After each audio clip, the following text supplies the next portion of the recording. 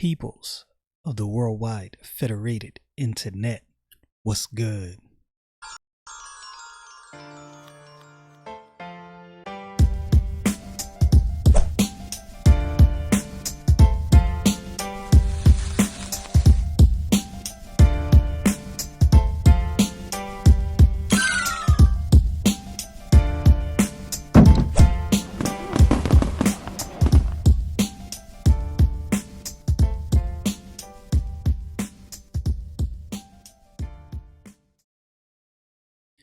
I know I say this all the time, or things like this all the time, but we definitely got a doozy with some hypocrisy today. Without further ado, let's get into this. Alright, Genesis chapter 38, picking up at verse 13. And it was told Tamar, saying, Behold, thy father-in-law goeth up to Timnath to shear his sheep. So remember, she was supposed to go put on her widow's garment and go wait, and Judah was going to marry her to his remaining son, Shelah. And remember, I asked the question, do you think that Judah actually intends on keeping his word, or is this deception? And you see a constant pattern. This deception that started with Abraham wasn't corrected immediately, was trained and passed on to his children, and that deception comes back to bite them. She put her widow's garment off from her and covered her with a veil and wrapped herself and sat in an open place, which is by the way to Timnath. For she saw that Shelah was grown, and she was not given unto him to wife. So she realized, I did my part. Judah's not doing his part. And it's clear to me at this point that he must have no desire to actually give me to Shelah to wife. When Judah saw her, he thought her to be an harlot because she had covered her face. And he turned in unto her by the way and said, Go to, I pray thee, let me come in unto thee. For he knew not that she was his daughter-in-law. And she said, What wilt thou give me that thou mayest come in unto me? So make no bones about it. Judah knows exactly what he's doing. He's not trying to take this person who he does not know to wife. He's just trying to get and pay for sex. That's literally what's happening right here. And he said, I will send thee a kid from the flock. And she said, Wilt thou give me a pledge till thou send it? Right now, she's being deceptive. Judah was deceptive at first to her about what he was supposed to do. So she's being deceptive. And she's asking him, okay, what assurance am I going to have that you going to actually send me this livestock? I'm going to need some assurance. And he said, What pledge shall I give thee? And she said, Thy signet and thy bracelet and thy staff that is in thine hand. And he gave it unto her and came in unto her, and she conceived by him. So she asked for things. She's not dumb. She asked for things that would definitely, without a shadow of a doubt, link to Judah. She's playing a game. She's playing chess right here, and Judah is not paying attention at all. It reminds me, I'm not a hunter. I'm going to tell you right now, I'm not a hunter. I don't know anything about hunting. I want to hunt.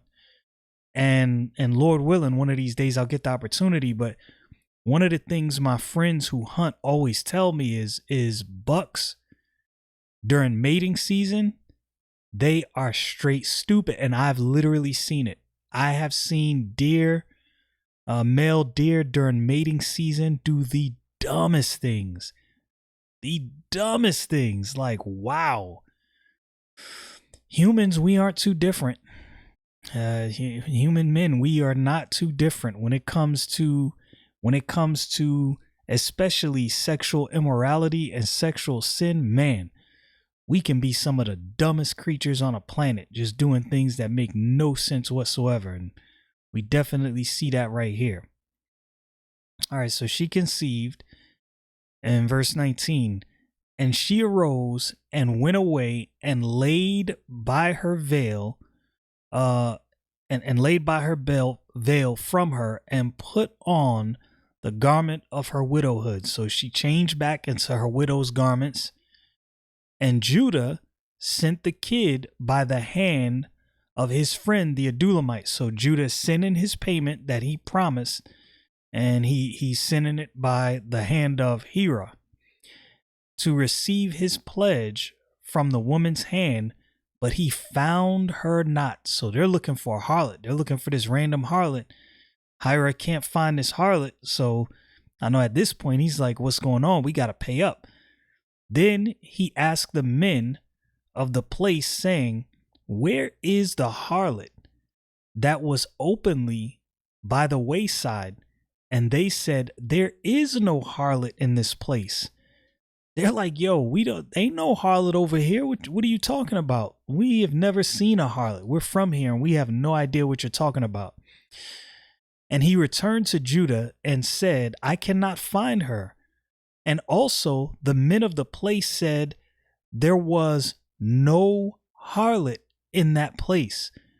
And Judah said, now this is hilarious. Again, when it comes to sexual immorality, I can warn any man out there. Let me warn you, and this is from personal experience. This is not from the seat of piousness. If you have a problem with any kind of sexual immorality, I'm here to tell you right now, it's not hidden.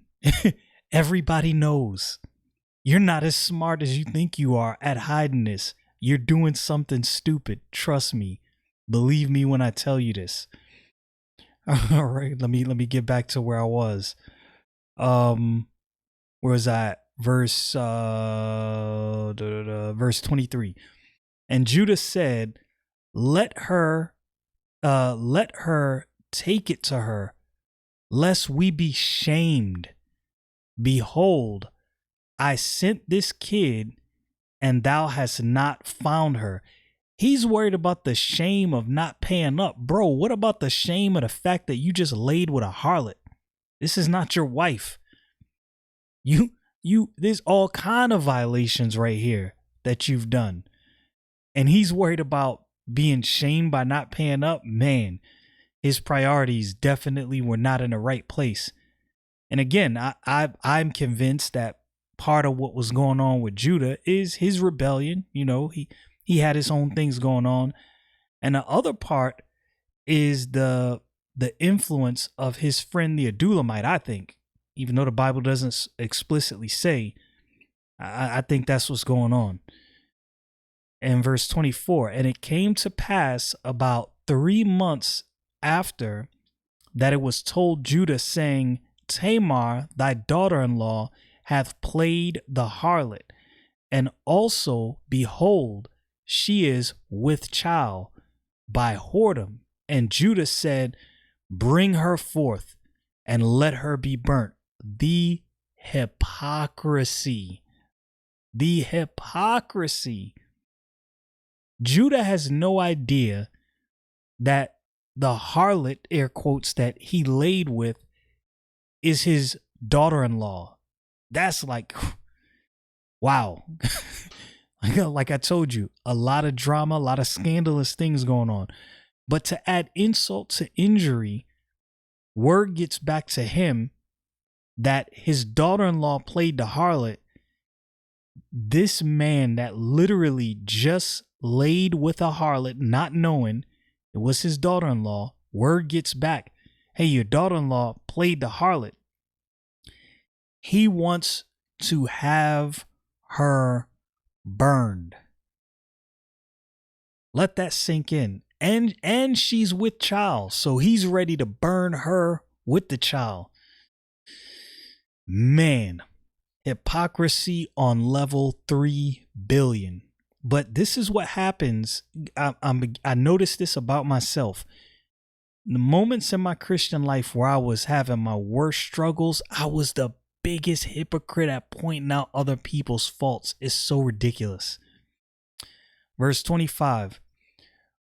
When she was brought forth, she sent to her father-in-law, saying, by the man whose these are, am I with child? And she said, discern, I pray thee, whose are these? The signet and bracelets and staff.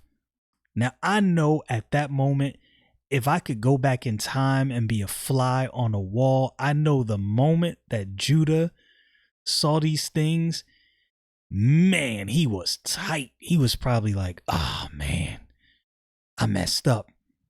But I don't think he was worried about the fact that he messed up before God. I think he's just worried about how he looks to other people. That's you never really get to true repentance when that's what you're worried about. When you're not worried about the fact that you violated God and you're only worried about how you look toward people, yeah, you ain't there yet. I'm telling you. And Judah acknowledged them and said, she hath been more righteous than I, because that I gave her. Now look at what he pays attention to, even though this was wrong, because that I gave her not to Selah my son, and he knew her again no more. Now, I don't know about you, and I don't know if maybe he did feel bad for sleeping with her as well. It's mind-boggling. But the thing he points out is, oh man, yeah, you're more righteous than me. I was supposed to give you Shelah, my youngest son, and I didn't. That's my fault. Yo, what about the fact that you thought she was a harlot and you slept with a harlot? Like that's this is 15 levels of wrong. Like, it's all kind of things you should have been like, yeah, I definitely messed up. I was foul over this. Crazy.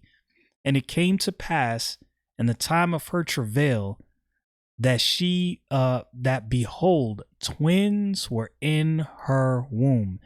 And it came to pass when she travailed that one put forth his hand, and the midwife took and bound upon his hand a scarlet thread, saying, this came out first. So one of the kids reached out first. The midwife wrapped his hand in a scarlet garment, so they would know this one came out first. But peep what happens though. And it came to pass, as he drew back his hand, that behold, his brother came out. So one kid reaches out the hand first. The midwife wraps his hand in a scarlet garment. His hand, goes back in, and the other brother comes out first. The midwife, you'll see the midwife is like, yo, how in the world, how did this happen? Behold, his brother came out, and she said, how hast thou broken forth this breach upon thee? Therefore his name is called Pharez. And that name right there means, let me get it. It means breach. And afterward came out his brother that had the scarlet thread upon his hand, and his name was called Zerah. And that name Zerah means rising. Now, how crazy is it that Judah would go and lay with a harlot, not even knowing that that harlot was none other than his daughter-in-law? Then he finds out somebody comes to him and gives him word, yo, your daughter-in-law played the harlot. He's ready to burn this woman. Let that sink in. The hypocrisy, like I said, the hypocrisy is on like Hulk levels. You literally just slept with a harlot who was actually your daughter-in-law, not knowing, not realizing that. Then word gets back to you that your daughter-in-law has played the harlot and you're ready to have her burned. Bonkers, but that's what happens. It's especially, I can't speak for women and what happens with women, but I've noticed this about myself, and I've noticed this about other men that I've known of that have had struggles. When men have problems with sexual sin, turn into straight retards, fools on level 1 billion, and don't even see it.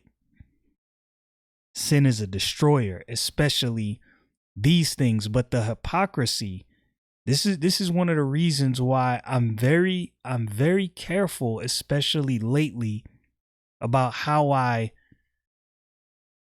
jump down people's throats about certain things. Now, don't get me wrong. I'm not going to justify sin in any way, shape, form, or fashion. I'm not going to do that. And